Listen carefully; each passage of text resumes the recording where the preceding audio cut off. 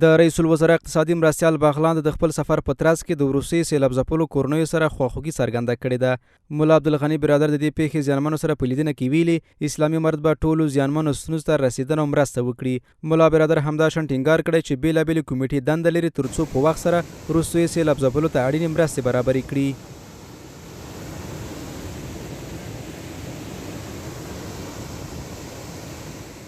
ورته مهال د رئیس الوزرا اداري مرستیال لا پانګولو او هیوادوالو غواړي ترڅو تر خپل واس پورې لا سیلاب ځپلو سره همکاري وکړي. یقینا تعداد متضررین در این حادثه بسیار از حد زیاد است.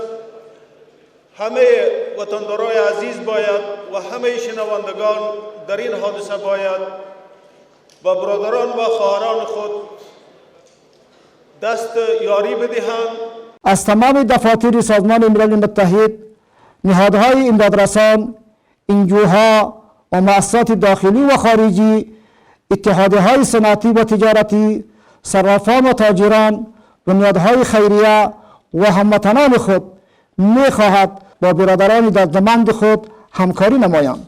خصوصي سکتور هم د وروستیو طبیعي پیښو زیانمنو کورنیو ته د مرستې لپاره له هڅو خبر ورکوي. آقای تجارت قندوز که یک حوزه ما هستند با کمک مردم شتافته، حوزه دیگه ما که اتاق بلخ هستند و هم با کمک مردم شتافته تا به مردم کمک ها را برسانیم و ان شاء الله تمام افغانستان صدا شده و تا چه رقم ما بتونیم با مردم خیس با هموطنای خیش که در چیز جانای شیرین خود از دست داده و در مصیبت همراهشان همکار باشیم. له دې سره په تیرو څو کلونو کې د بغلان ولایت په بېلابېلو سیمو کې د سیلابونو راوتل بېساری ویل کېږي.